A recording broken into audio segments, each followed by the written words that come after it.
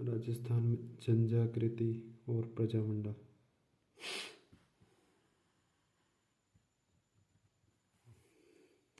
1857 का प्रथम स्वाधीनता संग्राम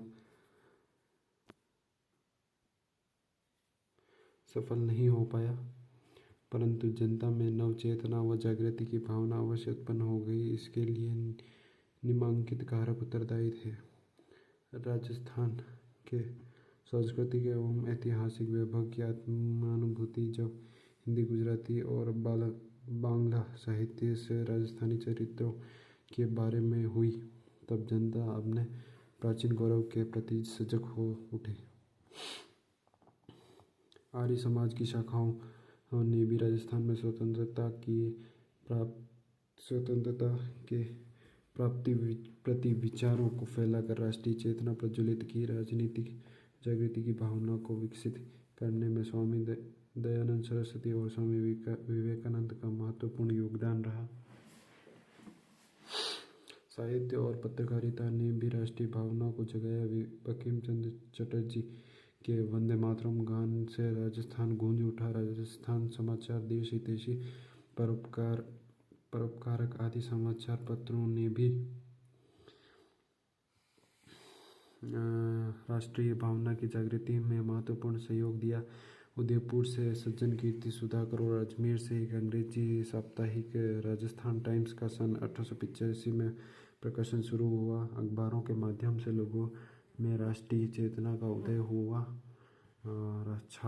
छपनिया के भीषण अकाल के समय अंग्रेजों की ओर से जो उपेक्षा बरती गई, उसके कारण अंग्रेजों के प्रति विरोध का वातावरण बना।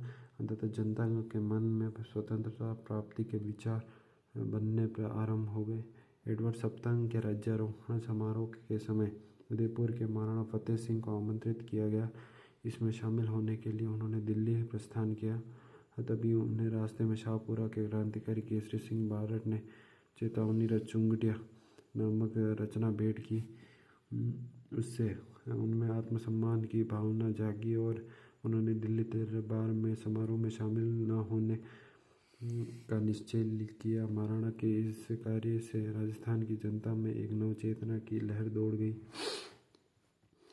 अंग्रेजों की आर्थिक नीतियों के कारण राजस्थान का आर्थिक जीवन अस्त व्यस्त हो गया। बेरोजगारी की स्थिति उत्पन्न हो गई। असंतोष का वातावरण उत्पन्न हो गया। 1885 में भारतीय राष्ट्रीय कांग्रेस की स्थापना हुई। 1887 में गवर्नमेंट कॉलेज अजमेर के छात्रों ने कांग्रेस कमेटी का गठन किया।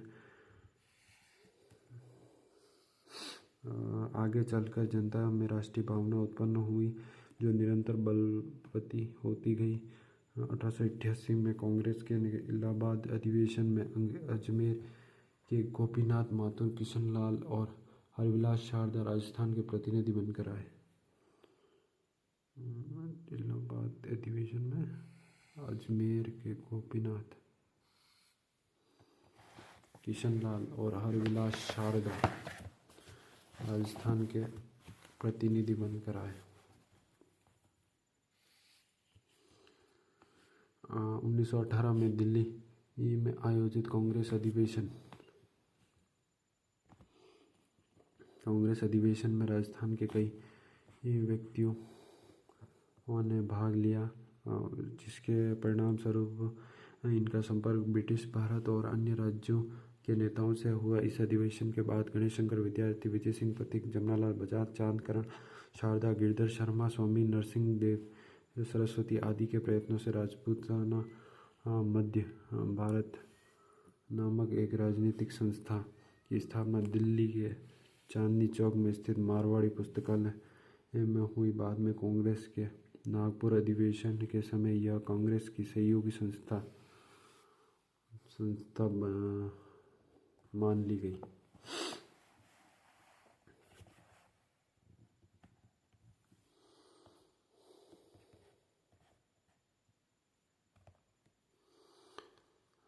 राजपूताना मध्य भारत सभा का दूसरा अधिवेशन कांग्रेस अधिवेशन के साथ ही दिसंबर 1919 में अमृतसर में संपन्न हुआ। मार्च 1920 में इसका तीसरा अधिवेशन जमनालाल बजाज की अध्यक्षता में अजमेर में आयोजित किया गया।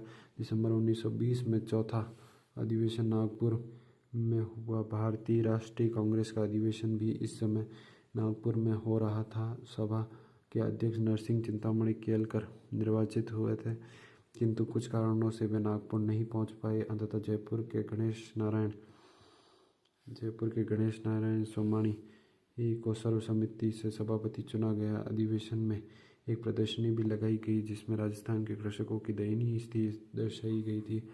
राजस्थानी जनता का आह्वान कांग्रेसी नेताओं तक पहुंचा। राजस्थान के नेताओं के दबाव के कारण कांग्रेस ने एक प्रस्ताव पारित किया जिसमें राजस्थान के राजाओं से यह आग्रह किया गया था कि वे अपनी प्रजा को शासन में भागीदार बनाएं। 1919 में वर्धा में राजस्थान सेवा संघ की स्थापना विजय सिंह पथिक, रामनारायण चौधरी और हरीफ भाई किंकर के योगदान से हुई। इस संघ का मुख्य उद्देश्य जनता की समस्याओं का निवारण करना था। इसका दूसरा ध्येय जागीरदारों और राजाओं को अपनी प्रजा के साथ सौहार्दपूर्ण संबंध स्थापित करवाना था। इस संघ के माध्यम से राजस्थान में राजनीतिक चेतना का प्रसार हुआ। धीरे धीरे बूंदी, जयपुर, जोधपुर, सीकर, खेतड़ी, कोटा आदि स्थानों पर संघ की शाखाएं खोली गई। राजस्थानी सेवा संघ ने बिजोलिया और बेंगू में किसान आंदोलन, सिरोही और उदयपुर में भील आंदोलन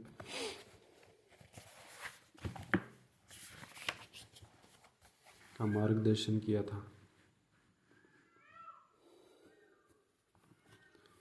संघ ने बूंदी, सिरोही, उदयपुर में पुलिस द्वारा किए गए अत्याचारों को उजागर किया और इनकी आलोचना की। ब्रिटिश सरकार राजस्थान सेवा संघ की गतिविधियों से शंकित थी।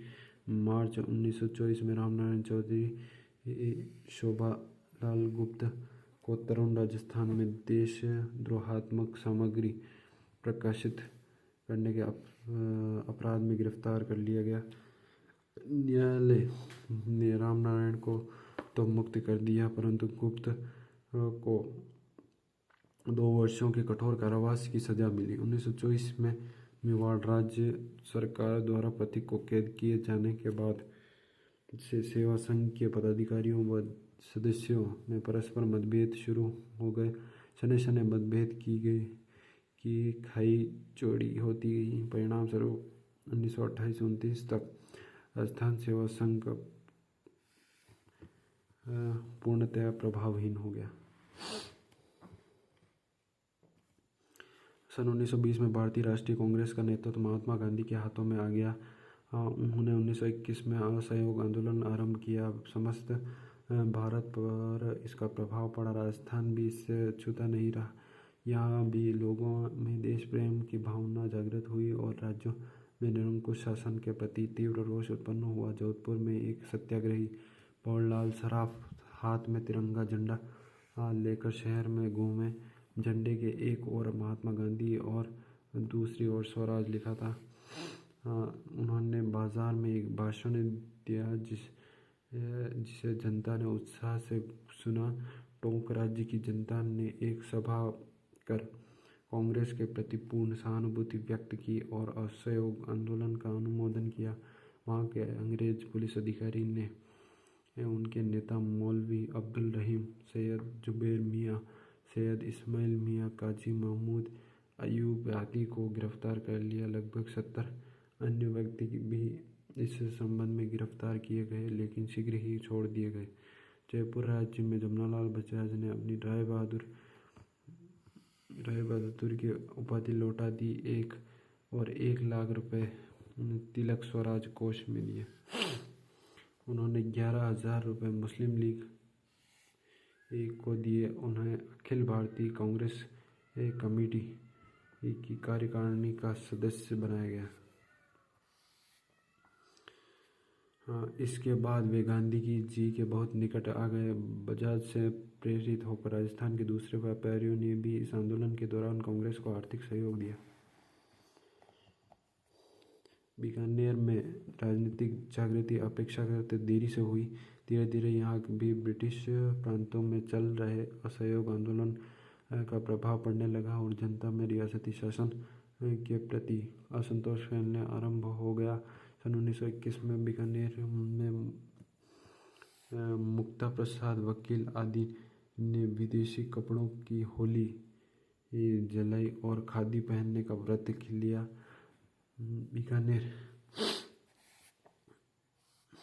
बीकानेर में खादी भंडार भी खोला गया। अनेक स्थानों पर जनता में जागृति लाने के उद्देश्य से पुस्तकालय और वाचनालय खोले गए। चूरू, सुजानगढ़, रतनगढ़ आदि में सर्वहितकारणी सभा, विचारणी, विद्या प्रचारणी सभा आदि नाम से समाज सेवा के उद्देश्य से संस्थाएं स्थापित की गई। इन संस्थाओं की ओर से राजनीतिक साहित्य के परिचय आदि प्रचारित किया गया। 15 मार्च 1921 को अजमेर में द्वितीय राजनीतिक सम्मेलन का आयोजन किया गया, जिसमें मोतीलाल नेहरू उपस्थित थे। मौलाना शौकत अली ने सम्मेलन की अध्यक्षता करते हुए विदेशी वस्त्रों के बहिष्कार का आह्वान किया। अजमेर में पंडित गौरीशंकर के नेतृत्व में विदेशी वस्त्रों का बहिष्कार किया गया। इस कार्य में अर्जुनलाल सेठी, चांदकरण, शारदा आदि ने भी भाग लिया।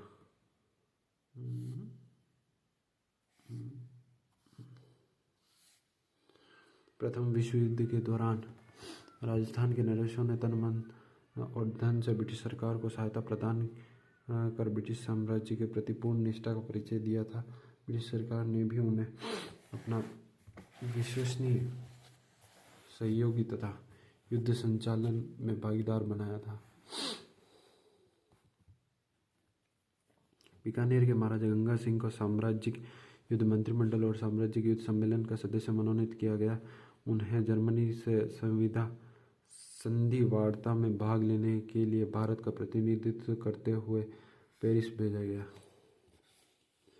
विश्व युद्ध की समाप्ति के बाद वायसराय की अध्यक्षता में नरेंद्र मंडल की स्थापना की गई, जहां देशी राजा अपने राज्यों और भारत सरकार से संबंधित समस्याओं पर विचार विमर्श कर सकते थे। इसके साथ ही ब्रिटिश सरकार द्वारा देशी राजाओं को संकेत दिया गया कि यह राष्ट्रवादी, मध्यवर्गीय लोग, किसान, मजदूर आदि समाज की निम्न स्तर की उभरती शक्ति ब्रिटिश सरकार और देशी नरेशों के लिए समान रूप से अशांति और खतरा उत्पन्न करने का कारण बन सकती है। ब्रिटिश प्रशासकों ने मेवाड़ के बिजोलिया ठिकाने में किसान पंचायतों की स्थापना पर गौर किया और उनकी आत्मनिर्भरता की तुलना रूसी सोवियतों से की और बिजोलिया किसान आंदोलन के सूत्रधार पथिक को बोल्शेविक विप्लवी कहा। बोल्शेविक एक बार फिर समान हितों की बात कहकर देशी राज्यों का सहयोग प्राप्त करने का प्रयास किया गया। देशी राज्यों का अस्तित्व ब्रिटिश सत्ता के साथ जुड़ा हुआ था, इसलिए राजस्थान के राजाओं ने असहयोग आंदोलन को अपने अस्तित्व के लिए खतरा समझा। राजस्थान के शासक अपने राज्यों में असहयोग आंदोलन के दौरान होने वाली गतिविधियों के प्रति सतर्क हो गए। स्वयं को प्रगतिशील मानने वाले बीकानेर के महाराजा गंगा सिंह ने अपने राज्य के शिवमूर्ति सिंह, संपूर्णानंद और आनंद वर्मा को सरकारी नौकरी से इसलिए निलंबित कर दिया क्योंकि वे स्वदेशी वस्त्र पहनते थे और उन्होंने तिलक स्वराज कोष में चंदा जमा कराया था। जोधपुर महाराजा के संरक्षक सर प्रताप सिंह इस आंदोलन के कारण इतना बौखला उठे कि उन्होंने राज्य में विदेशी माल को प्रोत्साहन देना आरंभ कर दिया, जबकि इससे पूर्व में महर्षि दयानंद के उपदेश मानकर हिंदी भाषा और स्वदेशी का प्रचार कर रहे थे।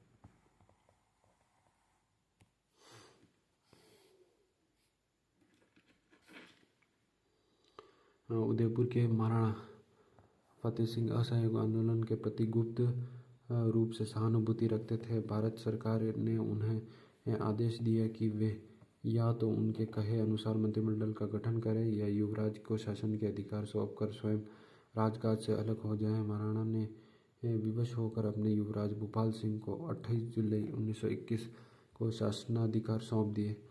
युवराज ने अंग्रेज सरकार की इच्छा अनुसार मंत्रिमंडल बनाया। राजस्व विभाग जैसा विभाग एक अंग्रेज अधिकारी मिस्टर ट्रेंच को सौंप दिया।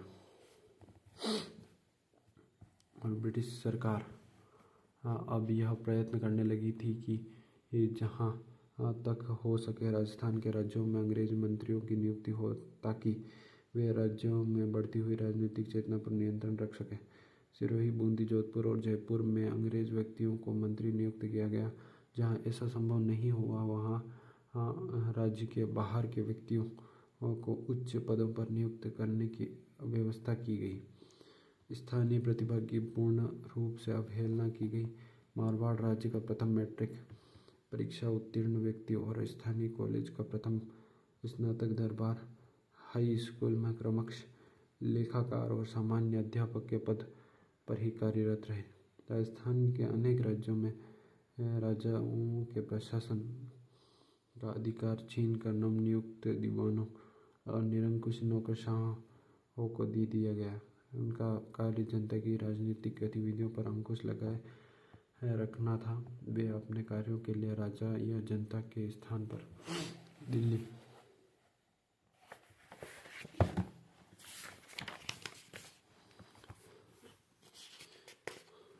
के राजनीतिक विभाग के प्रति उत्तरदायी थे। 20वीं शताब्दी के तृतीय दशक तक राज्यों में बहुत बड़ी संख्या में शिक्षित लोग मौजूद थे, जिन्हें राज्य में कार्य करने का अवसर प्राप्त नहीं हो रहा था।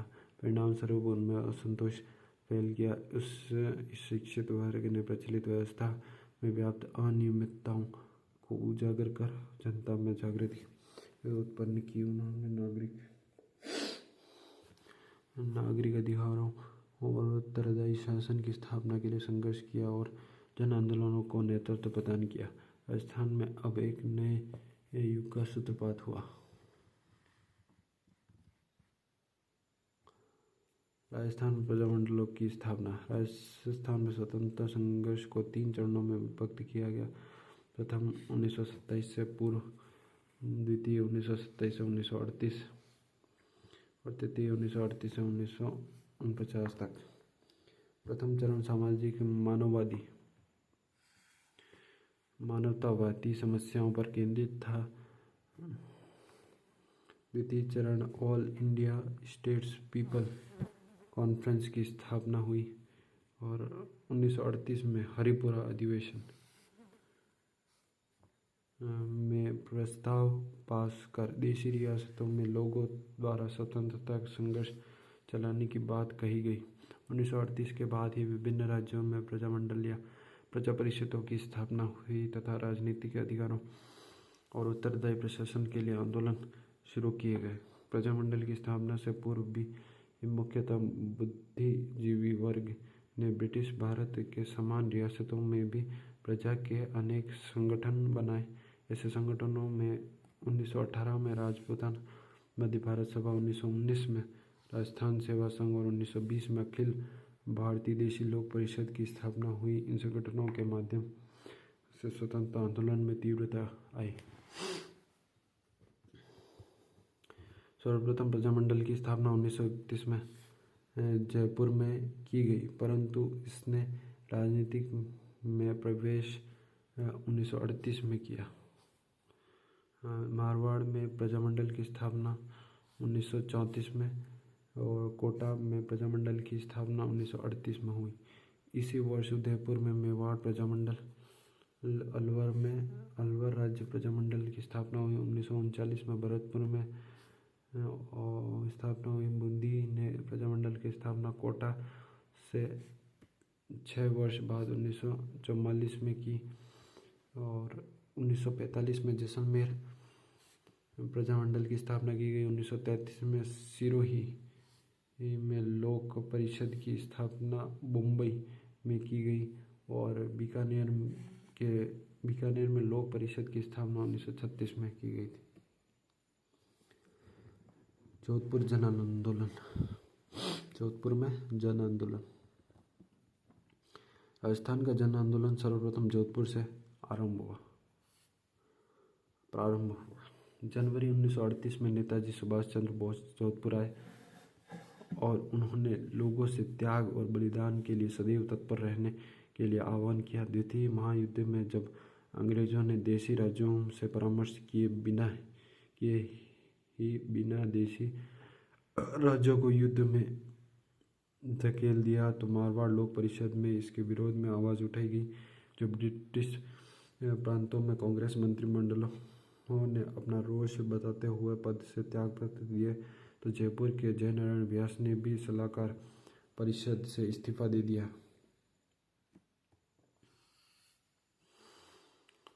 इस कारण सरकार ने 29 मार्च 1940 ईस्वी को लोक परिषद को गैर कानूनी संस्था घोषित कर दिया और अनेक नेताओं को जेल में डाल दिया। छात्रों ने इस आंदोलन में सक्रिय भाग लिया। इनमें प्रमुख थे जगदीश लाल, जोरावरमल और मदन लाल।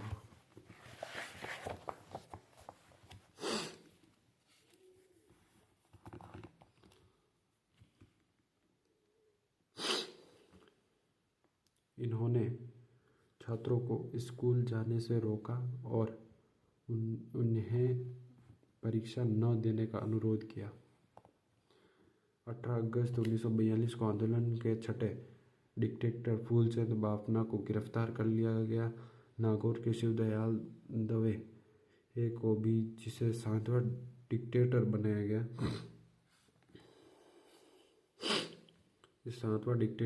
गया, गिरफ्तार कर लिया गया। 8वें डिक्टेटर तुलसीदास राठी को भी उसी दिन गिरफ्तार कर लिया गया। इस प्रकार पुलिस ने एक ही दिन में लोक परिषद के 3 डिक्टेटरों को गिरफ्तार किया। ओके।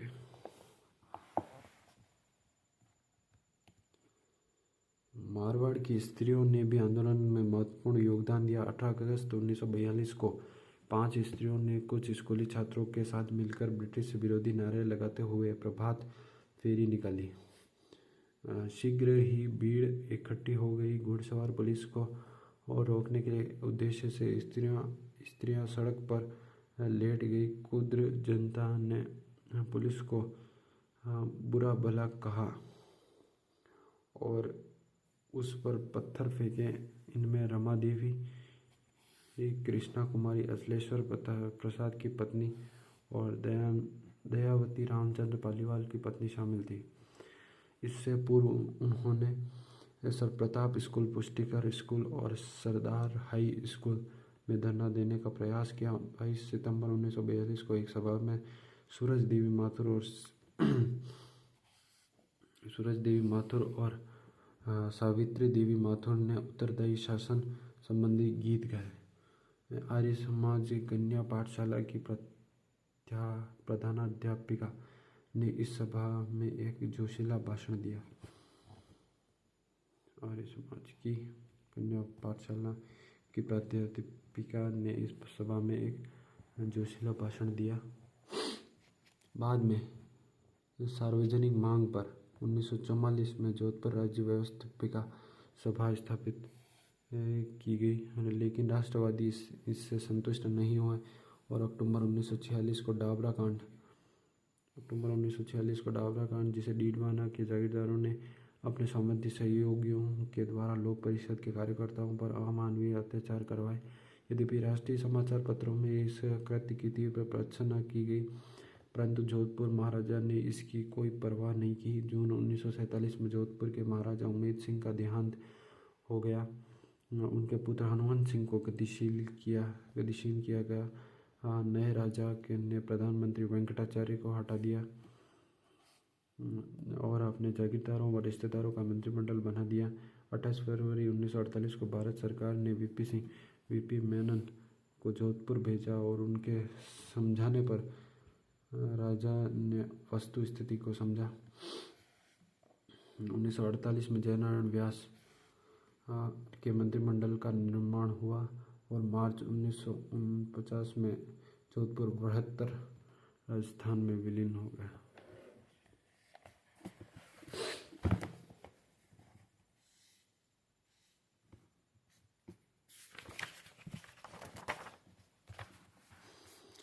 बीकानेर में जन आंदोलन।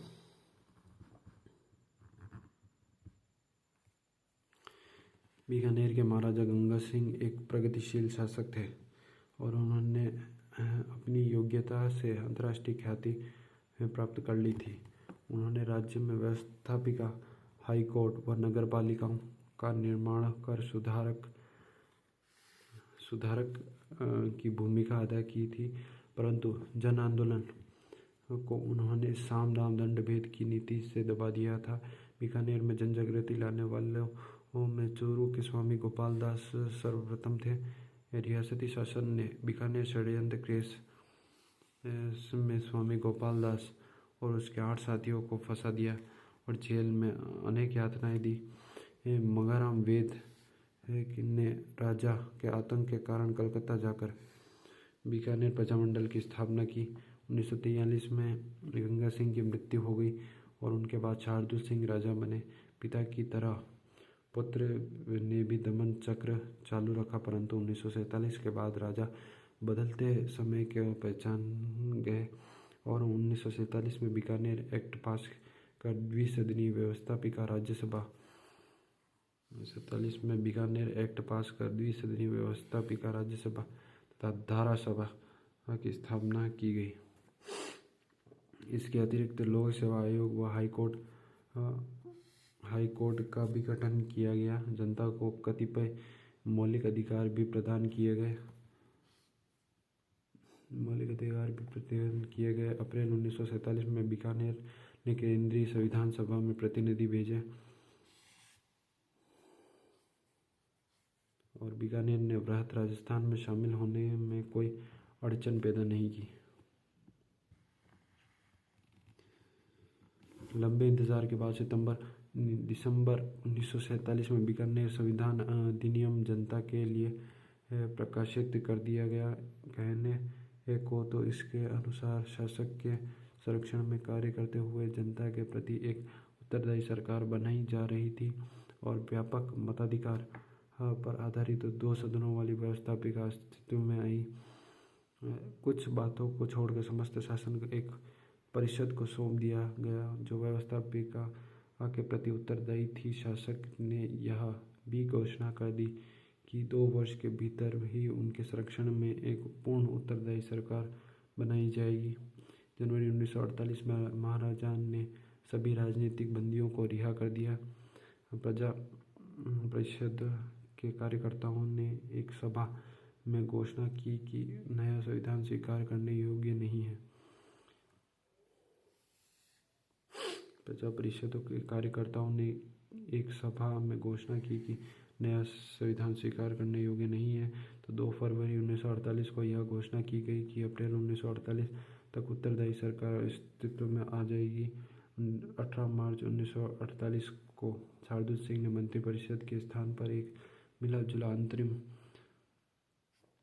मंत्रिमंडल बनाने की घोषणा की, जिसका कार्य राज्य में दैनिक शासन को जारी रखना था।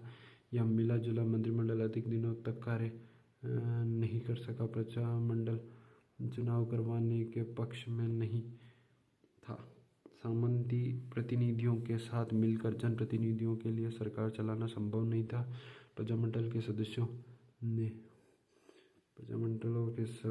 ने मंत्रिमंडल से इस्तीफा दे दिया।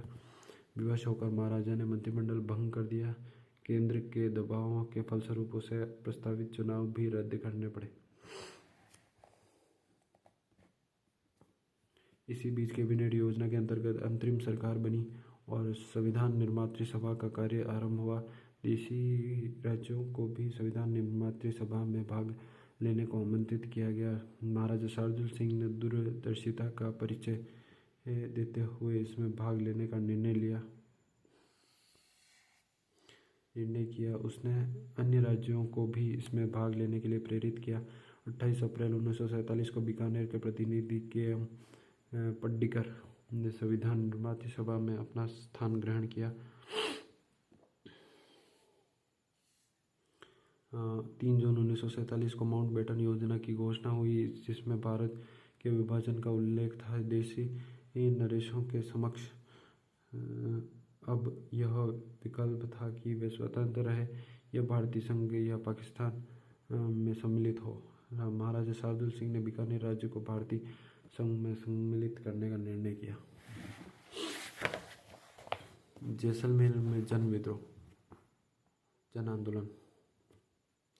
जैसलमेर एक ऐसा राज्य था जहां जनचेतना का नितांत अभाव था। इसका मूल कारण यह था कि जैसलमेर में कम जनसंख्या थी और इसका अधिकांश भाग मरु भाग था।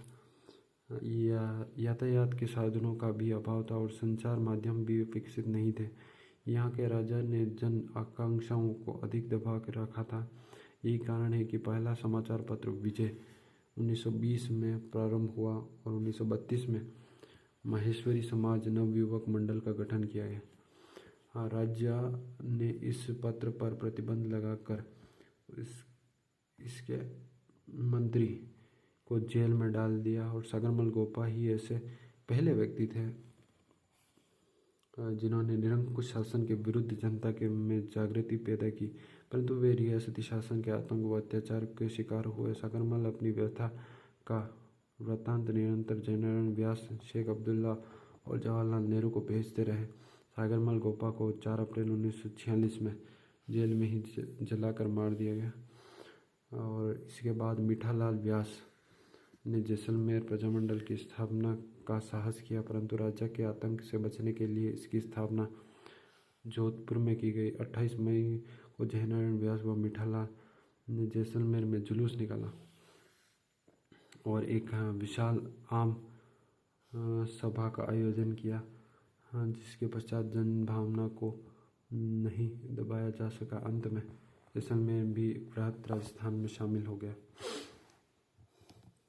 मेवाड़ में जन आंदोलन। मेवाड़ राज्य में जन जागृति का सूत्र पहले ही बिचौलिया सत्याग्रह और बेंगू किसान आंदोलन के रूप में हो चुका था। अप्रैल 1938 में माणिक्यलाल वर्मा ने मेवाड़ प्रजामंडल की स्थापना की। मेवाड़ के तत्कालीन प्रधानमंत्री धर्मनारायण ने इसे गैर कानूनी घोषित किया। माणिक्यलाल वर्मा को मेवाड़ छोड़कर चले जाने का आदेश दिया। इस पर माणिक्यलाल वर्मा अजमेर चले गए और अपनी गतिविधियों का संचालन वहां रहकर करने लगे। लेकिन मेवाड़ की सरकार ने फरवरी 1939 में माणिक्यलाल वर्मा को देवली में जबरदस्ती उठा लिया। उन्हें यातनाएं ही नहीं दी अपितु मुकदमा चलाकर जेल में डाल दिया। फरवरी 1941 में प्रजामंडल पर से प्रतिबंध हटा दिया।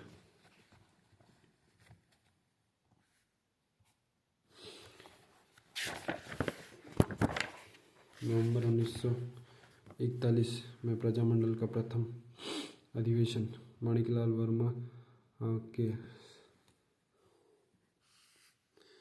सभापतित्व में बड़ी धूमधाम के साथ हुआ। इस अवसर पर आचार्य JB कृपलानी और विजयलक्ष्मी पंडित भी आई और खादी व ग्रामोद्योग प्रदर्शनी का आयोजन भी किया गया। बाद में मेवाड़ हरिजन सेवा संघ की स्थापना की गई और इसका कार्यभार मोहनलाल सुखाड़िया को सौंप दिया गया।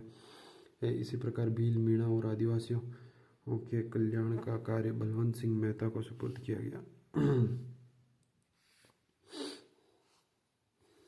अगस्त 1942 में जब महात्मा गांधी ने भारत छोड़ो आंदोलन चलाया तो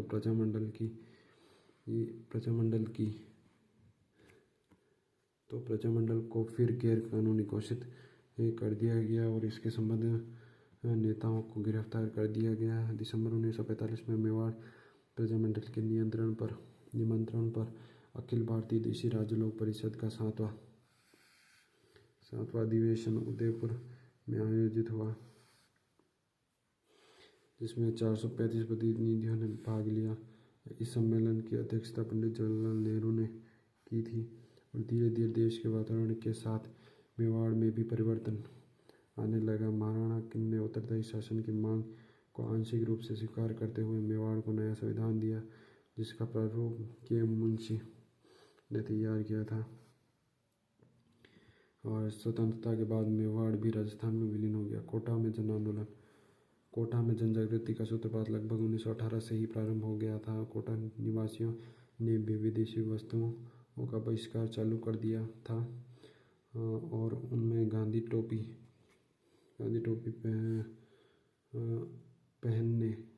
पहने जाने का उत्साह शुरू हो गया था। यहाँ पंडित नैनूराम शर्मा पहले व्यक्ति थे जिन्होंने राजकीय सेवा त्याग कर सार्वजनिक जीवन में प्रवेश किया था। वे विजय सिंह पथिक द्वारा स्थापित राजस्थान सेवा संघ के सक्रिय सदस्य बन गए थे।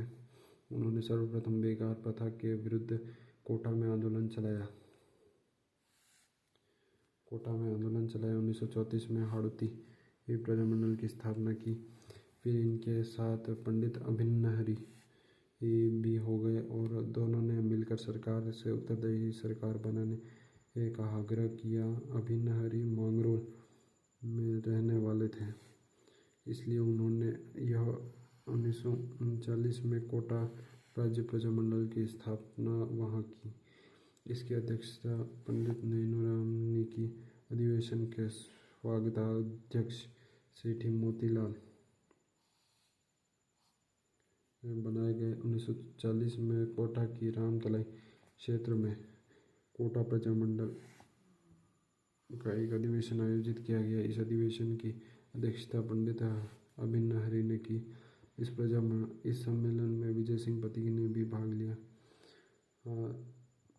आए थे। कोटा प्रजामंडल की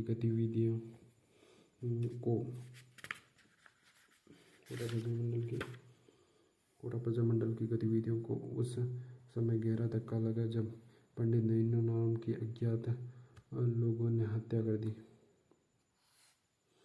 और इससे पंडित अभिन्नहरी पर प्रजामंडल का पूरा भार आ गया। 1942 के भारत छोड़ो आंदोलन के समय पंडित अभिन्नहरी ने आंदोलन छेड़ दिया। इस आंदोलन में इनके साथ मास्टर शंभुदयाल सक्सेना, नाथूलाल जैन, श्याम नारायण सक्सेना, सेठ मोतीलाल, वकील वेणी माधव, श्रीमती वेणी माधव इत्यादि उनके साथ थे। 1945 ईस्वी में इस आंदोलन में विद्यार्थी भी शामिल हुए। उन्होंने जुलूस निकाले और आम सभाएं आयोजित की।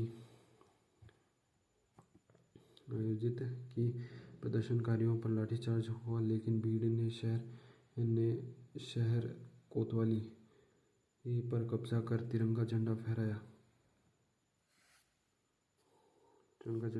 कोटा की शहर पनाह के फाटक बंद कर दिए गए।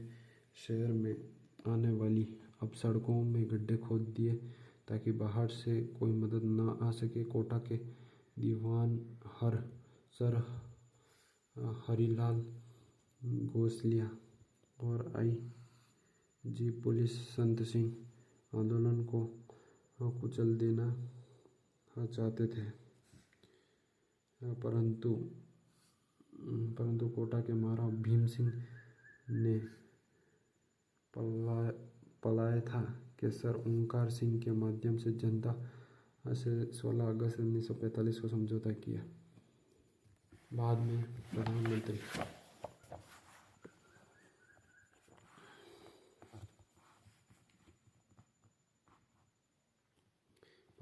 प्रधानमंत्री और आई.जी.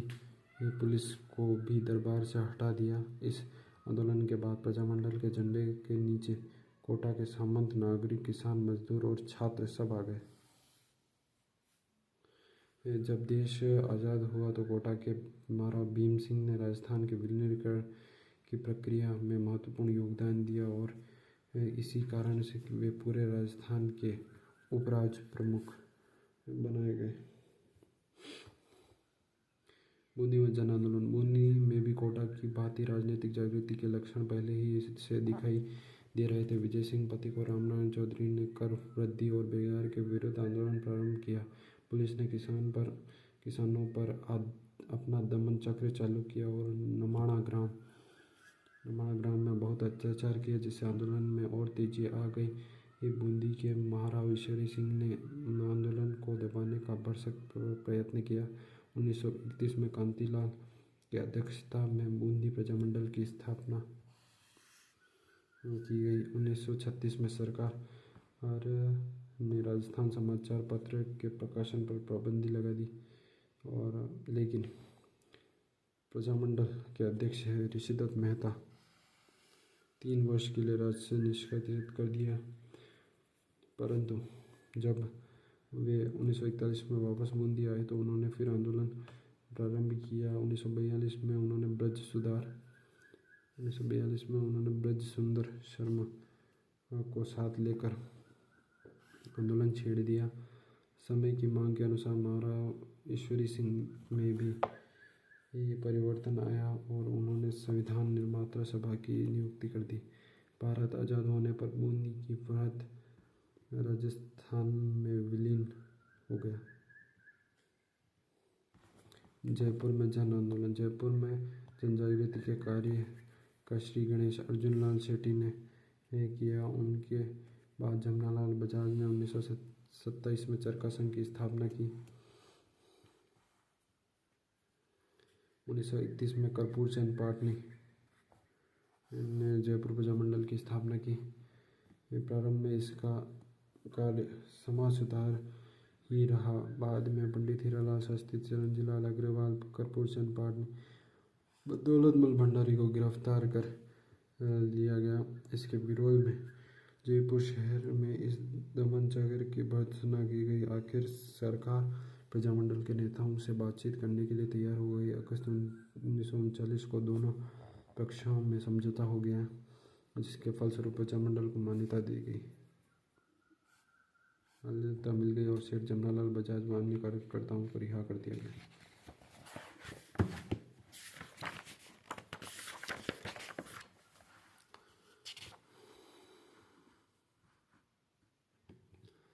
उन्नीस 1940 में पंडित हीरालाल शास्त्री प्रजामंडल के अध्यक्ष निर्वाचित हुए। उन्होंने राज्य भर में प्रजामंडल की शाखाएं खोल दी। 1941 में प्रजामंडल का तीसरा अधिवेशन हुआ। 1942 में के भारत छोड़ो आंदोलन के समय जयपुर में आंदोलन छेड़ा गया तो जयपुर महाराज ने उत्तरदायी सरकार की मांग को स्वीकार कर लिया। जब जयपुर में आंदोलन का कोई औचित्य ही नहीं रहा। इस समय प्रजामंडल में दो वर्ग हो गए थे। एक वर्ग अपने आप को अखिल भारतीय आंदोलन के साथ जोड़ना चाहता था तथा दूसरा, जिसके नेतृत्व शास्त्री जी कर रहे थे, आंदोलन के पक्ष में नहीं था, परंतु बाबा हरिश्चंद्र के गुट के दबाव में सितंबर 1942 में हीरालाल शास्त्री ने प्रधानमंत्री सर मिर्जा इस्माइल को आंदोलन छोड़ने का अल्टीमेटम दे दिया। इस पर प्रधानमंत्री ने शास्त्री जी को वार्तालाप के लिए आमंत्रित किया और दोनों में बातचीत के बाद निम्न समझौते हुए। युद्ध के लिए राज्य सरकार जनधन की सहायता नहीं देगी। प्रजामंडल को राज्य में शांतिपूर्वक युद्ध विरोधी अभियान चलाने की स्वतंत्रता होगी। ब्रिटिश प्रांतों से आने वाले किसी आंदोलनकारी को प्रवेश करने में नहीं रोका जाएगा। जनता को उत्तरदायी शासन देने के लिए राज्य शीघ्रातिशीघ्र कार्रवाई करेगा और प्रजामंडल महाराजा के विरुद्ध किसी प्रकार की सीधी कार्रवाई नहीं करेगा। इस समझौते के फलस्वरूप जनसाधारण में आंदोलन करने की प्रेरणा समाप्त प्राय हो गई। शास्त्री समझौते के बावजूद आज़ाद मोर्चे के नेताओं ने आंदोलन चलाया, परंतु गिरफ्तार कर लिए गए। 1945 में जब जवाहरलाल नेहरू जयपुर आए तो आज़ाद मोर्चे का प्रजामंडल में विलीनीकरण हो गया। अक्टूबर 1942 में महाराजा ने एक समिति का गठन किया, जिसका कार्य संवैधानिक सुधारों का सुझाव देना था। इस समिति ने 2 वर्ष में प्रतिवेदन प्रस्तुत किया। इसके फलस्वरूप 1945 में 2 सदनों वाली व्यवस्था स्थापित की गई, परंतु दोनों में महाराजा का ही वर्चस्व था। जब चुनाव हुए तो प्रजामंडल ने चुनाव में भाग लिया, जिसमें परिषद में 3 सीटों पर और प्रतिनिधि सभा में 27 सीटों पर विजय प्राप्त की। 24 जुलाई 1947 के दिन जब नरेंद्र मंडल की सभा हुई तो जयपुर नरेश ने यह घोषणा कर दी कि वे भारतीय संघ में सम्मिलित होंगे, लेकिन जब उत्तरदायी सरकार का निर्माण किया गया तो उसमें प्रजामंडल का केवल एक ही सदस्य लिया गया। जनता के दबाव पर मंत्रिमंडल का विस्तार किया गया, जिसमें हीरालाल शास्त्री को मुख्यमंत्री बनाया गया और देवी शंकर तिवारी और दौलतमल भंडारी और टीकाराम पालीवाल को मंत्री बनाया गया। 30 मार्च 1949 को जयपुर का राजस्थान संघ में विलीनीकरण हो गया और उत्तरदायी सरकार की स्थापना की गई। महाराजा मानसिंह को राजस्थान का राज प्रमुख बनाया गया। महाराणा उदयपुर को महाराज प्रमुख और कोटा महाराव को उपराज प्रमुख बनाया गया।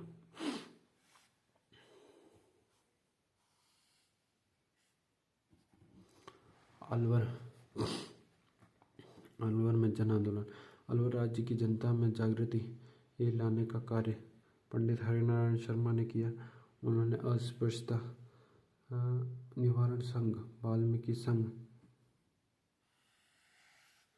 और आदिवासी संघ की स्थापना की, खादी का प्रचार प्रसार किया और आम जनता में जागृति पैदा करने का प्रयास किया। जब मार्च 1933 में ब्रिटिश सरकार ने अलवर के महाराजा जयसिंह को गद्दी से उतारकर अपने मनोनीत एक जागीरदार के पुत्र तेज सिंह को गद्दी पर बिठा दिया तो इसके विरोध में जनता ने एक आम सभा आयोजित की।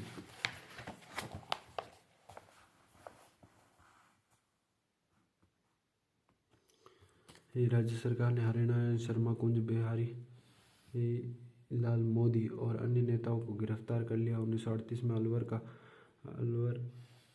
प्रजामंडल की स्थापना हुई। अन्य प्रजामंडलों की भांति अलवर प्रजामंडल ने भी उत्तरदायी सरकार की मांग की और आंदोलन चालू किया।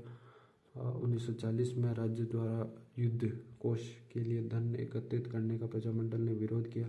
इस पर हरिनारायण शर्मा और उनके सहयोगी मास्टर भोलानाथ गिरफ्तार कर लिए गए। आम जनता ने इसका विरोध किया। भारत छोड़ो आंदोलन में भी प्रजामंडल ने आंदोलन किया। जनवरी 1944 में भवानी शंकर शर्मा की अध्यक्षता में प्रजामंडल का पहला अधिवेशन हुआ, जिसमें उत्तरदायी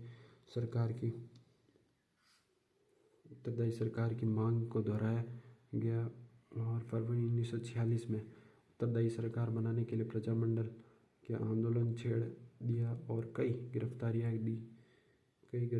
दी और इसके पश्चात जून 1946 में प्रजामंडल ने किसानों के समर्थन से आंदोलन किया।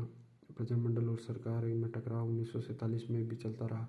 अलवर में सांप्रदायिक दंगे हुए। इसके लिए अलवर के दीवान N.B. खरे को उत्तरदायी ठहराया गया और सरकार को यह संदेह था कि महात्मा गांधी की हत्या में खरे भी मिली भगत थी। अंततः खरे को दिल्ली में रहने के आदेश दिए गए।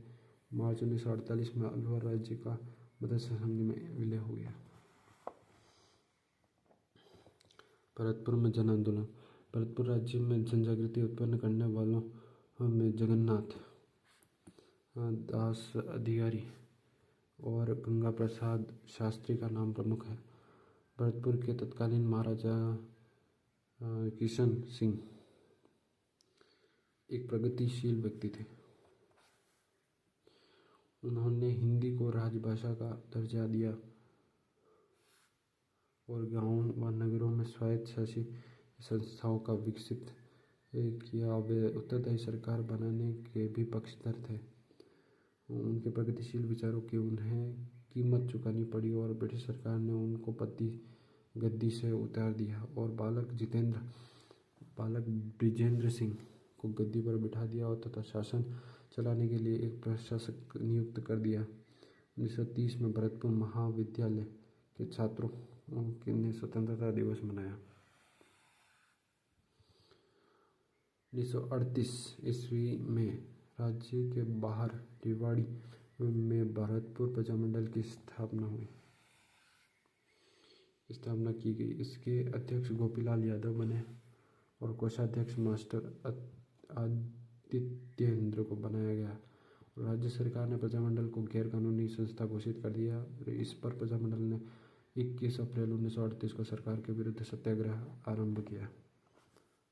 प्रारंभ कर दिया। अंत में 23 दिसंबर 1940 को परिषद का पहला सम्मेलन जयनारायण व्यास की अध्यक्षता में आयोजित किया गया। उसमें उत्तरदायी शासन की मांग प्रस्तुत की गई। सरकार ने 22 अक्टूबर 1942 में ब्रज जनप्रतिनिधि समिति के गठन गठन की घोषणा की। इसके लिए अगस्त 1943 में चुनाव करवाए गए। इसमें 50 सदस्य थे, जिनमें 37 निर्वाचित थे। प्रजा परिषद ने इसमें 127 पद जीत लिया। युगल किशोर चतुर्वेदी को इसका नेता बनाया गया और मास्टर अत्येंद्र को उपनेता बनाया गया। लेकिन परिषद के डकोफस्ले का शीघ्र ही पता लग गया और परिषद के सदस्यों ने इसका बहिष्कार करना चालू कर दिया। प्रजा परिषद का दूसरा अधिवेशन बयाना में आयोजित किया गया। दूसरा अधिवेशन 23 मई 1945 को बयाना में आयोजित किया गया और फिर उत्तरदायी शासन की मांग की गई। प्रजामंडल ने सत्याग्रह चालू कर दिया और राज्य सरकार ने सब नेताओं को गिरफ्तार कर लिया और 14 जनवरी 1947 को वायसराय वेवेल व बीकानेर के महाराजा शार्दुल सिंह भरतपुर आए। उनके पहुंचने पर जनता ने व्यापक प्रदर्शन कर अपना आक्रोश प्रदर्शित किया। सरकार ने भी अपना दमन चक्र चलाया और सारे नेता जेल में डाल दिए गए और अलवर के मेवो व जाटों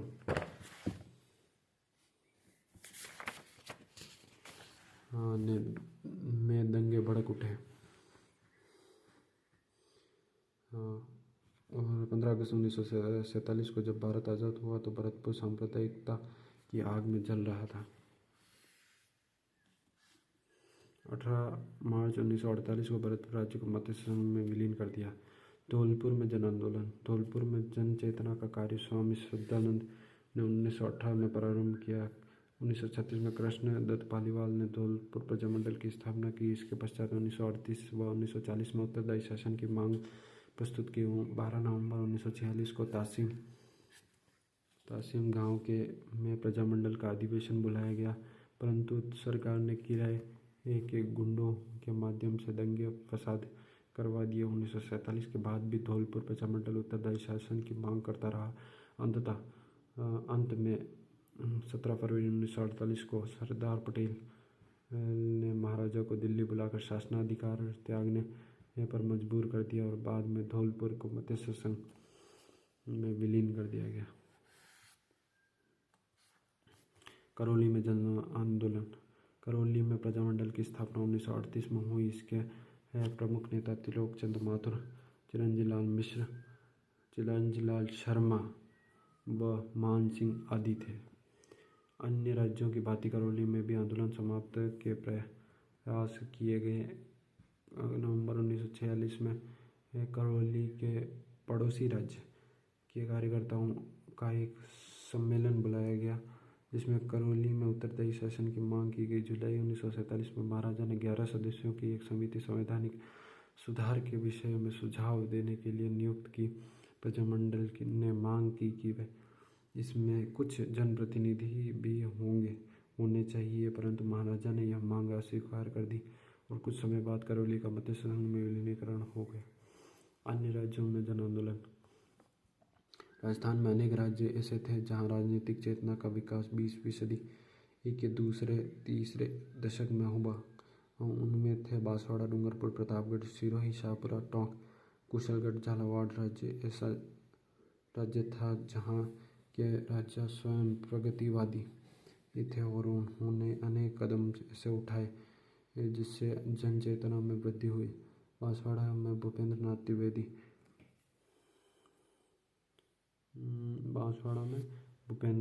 त्रिवेदी, डूंगरपुर में भूमिलाल पांड्या, हरिदेव जोशी, गौरीशंकर आचार्य, शिवलाल कोटड़िया, भीखाबाई भील।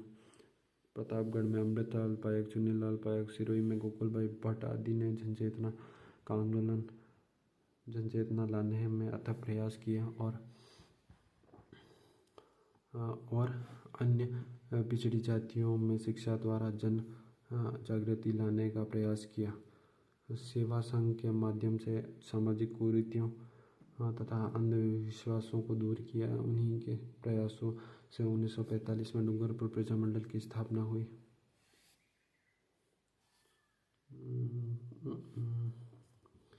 और बांसवाड़ा में भील बाहुल्य इलाके में भूपेंद्र नाथ त्रिवेदी ने जन जागृति पैदा की और स्वतंत्रता प्राप्ति के बाद राज्यों का भारत राजस्थान में विलय हो गया। और प्रजामंडलों का मूल्यांकन। राजस्थान में प्रजामंडलों या लोक परिषदों का जन जागृति करने में महत्वपूर्ण योगदान रहा है। उन्होंने अपनी राजनीतिक एवं सामाजिक समस्याओं के प्रति जनता में चेतना उत्पन्न की। प्रारंभिक अवस्था में यद्यपि इतनी सफलता नहीं मिली, फिर भी कार्यकर्ताओं और नेताओं के प्रयास कम नहीं हुए। राजाओं ने पहले तो प्रजामंडलों को गैर कानूनी बताया और नेताओं को वो जेल में डाल दिया। इससे जनता में और जागृति पैदा हुई। 1921 में राजाओं और नवाबों का केंद्रीय स्तर पर नरेंद्र मंडल बनाया गया। इस संस्था के सुझाव पर राजाओं ने प्रजामंडलों और लोक परिषदों की स्थापना होने दी और प्रजामंडलों ने कांग्रेस के कार्यक्रमों को भी अपनाया और आंदोलनों में भाग लिया। इसमें 1942 का भारत छोड़ो आंदोलन सबसे प्रमुख था।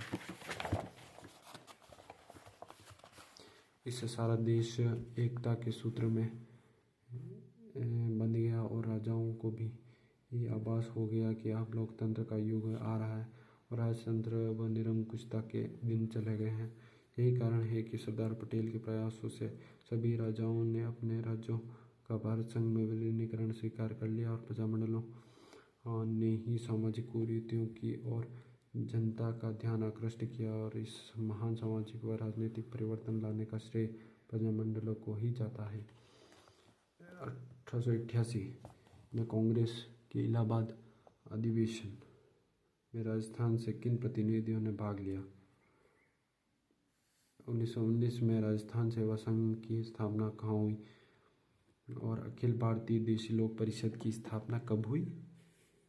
1921 के प्रयासों से 1945 में डूंगरपुर प्रजामंडल की स्थापना हुई और अंग्रेजी साप्ताहिक पत्र राजस्थान टाइम्स का प्रकाशन कहाँ से आरंभ हुआ?